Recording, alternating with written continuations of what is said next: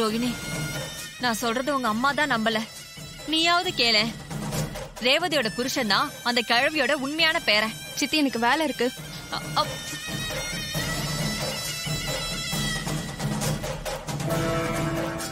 துர்கா, உன் அக்கா தான் நம்பாம போறா. நீயாவது நான் சொல்றத கேளு. ஐயோ சித்தி, எனக்கு நிறைய வேலை இருக்கு.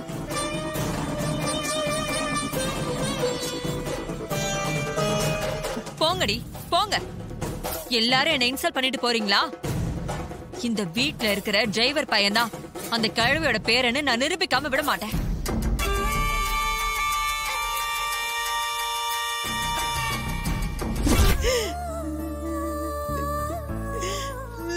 பாட்டி,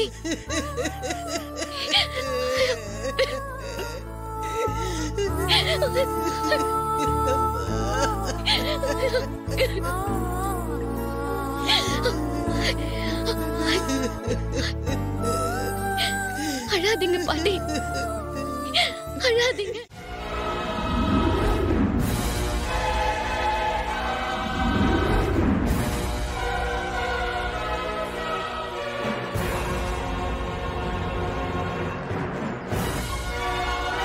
சென்னையில அவங்க அம்மா பேர்ல பெரிய பெரிய கம்பெனி எல்லாம் வச்சு நடத்திக்கிட்டு இருக்கான். 1000 கணக்கான பேர் அவங்கிட்ட வேலை செய்யறாங்க. எத்தனையோ பெரிய பெரிய மனுஷங்கள்லாம் அவனை சந்திக்கணுங்கிறதுக்காக காத்துக்கிட்டு இருக்காங்க. இது எல்லாத்தையும் தூக்கி போட்டுட்டு அவன் ஏன் உங்க வீட்டுல வந்து வேலைக்கு சேர்ந்தான் தெரியுமா? அதுக்கு முக்கிய காரணமே உங்க 2 குடும்பமும் ஒண்ணு சேர்ந்து நாம எல்லாரும் ஒத்துமையா சந்தோஷமா வாழணுங்கிறதுக்காகத்தான். அவன் உன்னை கல்யாணம் பண்ணிக்கணும்னு என்னைக்குமே அவன் ஆசைப்பட்டது இல்லம்மா. அவன் நினைச்சு கூட பார்த்ததில்ல. நானும் உங்க அப்பாவும் தான் அவனை வற்புறுத்தி உன்னை கல்யாணம் பண்ணிக்க சொல்லி எத்தனையோ முறை சொன்னோம். அவன் எதுக்குமே ஒத்துக்கல. வேண்டாம் வேண்டான்னு தான் சொல்லிக்கிட்டு இருந்தான். உன் கல்யாணத்துல பெரிய பெரிய குழப்பங்கள்லாம் வந்துச்சு. வேற வழியே இல்லாம அவன் உன் கழுத்துல தாலி கட்டுற மாதிரி ஆயிடுச்சு. அது கூட உங்க அம்மா வற்புறுத்தினதுனாலதான். உங்க அம்மா மேல அவன் வச்சிருக்கிற மரியாதையும் மதிப்புனாலையும் தான் அவன் உன் கழுத்துல தாலியை கட்டினான். ஆனா நீ அவ ஏதோ உனக்கு சதி பண்றான்னு நினைச்சு அவனை வெறுத்த, திட்டின, கஷ்டப்படுத்தின. ஆனா அவன் அது எதையுமே பெருசா எடுத்துக்கல. எப்பவும் உனக்கும் உன் குடும்பத்துக்கும் அவன் நல்லதுதான் செஞ்சான். இப்ப கூட அநியாயமா அவன் அம்மாவை இழந்துட்டு தான் நிக்கிறாம்மா. அவனுக்கு அவங்க அம்மா தான் எல்லாமே. என் பொண்ணும் அவன் மேல உசிரையே வச்சிருந்தா. இப்ப கூட பாரு, தான் பிள்ளைய காப்பாத்தணுங்கிறதுக்காகத்தான் அவ உயிரையே விட்டுட்டாம்மா. என்ன பாட்டி சொல்றீங்க? நீங்க சொல்றது எதுவுமே புரியலையே. கார்த்திக்காகத்தாம்மா அவ உயிரையே விட்டா. எங்க தன்னை கொண்டு போய் சாமுண்டீஸ்வரர் முன்னாடி நிக்க வச்சு எல்லா உண்மையும் சொல்ல வச்சு கார்த்தி தோத்துருவானோங்கிற பயத்துல தாம்மா என் மக அவளே லாரி முன்னாடி விழுந்து அடிபட்டு செத்து போயிட்டா.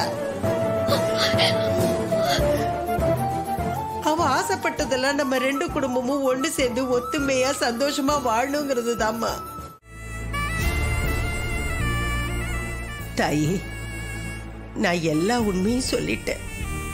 அதே மீறி மறந்து கூட கார்த்தி என் பேரன்தாங்கிற உண்மையே உங்க அம்மா கிட்ட சொல்லிடாத தாயி. உன்னை கும்பிட்டு கேட்டுக்கிறேன். பாட்டி, என்ன காரியம் பண்றீங்க? வயசுல பெரியவங்க, நீங்க போய் என்ன கும்பிட்டுக்கிட்டு? நான் அப்படி எல்லாம் கார்த்தியை வெறுத்துற மாட்டேன் பாட்டி. நானும் நம்ம 2 குடும்பமும் ஒண்ணு சேர்ந்து வாழணும் தான் ஆசைப்படுறேன். நான் ஏற்கனவே எங்க அம்மா கிட்ட எனக்கு கல்யாணம் நிச்சயம் ஆகலன்னா பாட்டியோட பேரனதான் கல்யாணம் பண்ணிக்க சம்மதிச்சிருப்பேன்னு சொல்லிருக்கேன். நான் தெரிஞ்சோ தெரியாமலோ சொன்ன வார்த்தைய கடவுள் எனக்கு நிறைவேற்றி கொடுத்திருக்காரு. உங்க பேரனே எனக்கு புருஷனாவும் ஆயிட்டாரு.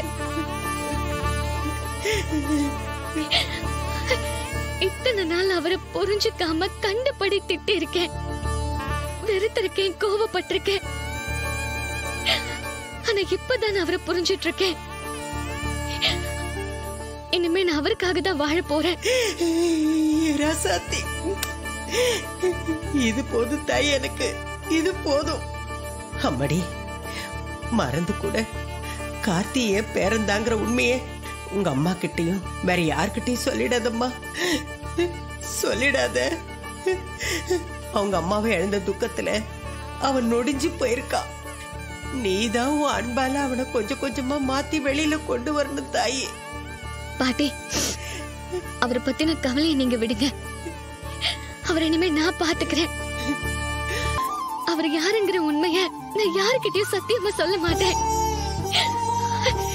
அவரோட சந்தோஷம்தான் இனிமே என்னோட சந்தோஷம். அவர் கட்டின தாலிய கழுத்துல இருக்கு. அவரோட சுக துக்கங்களுக்கு பின்னாடி நான் எப்பவும் உறுதுணையா இருப்பேன் பாட்டி. இது போதும் தாயி,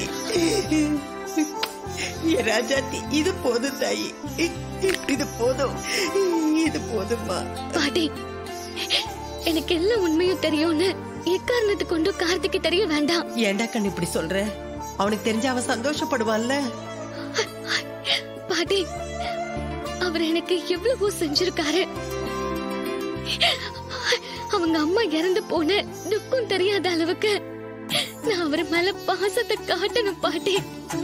அப்பதான் அவர் என்னை இன்னும் நேசிப்பாரு.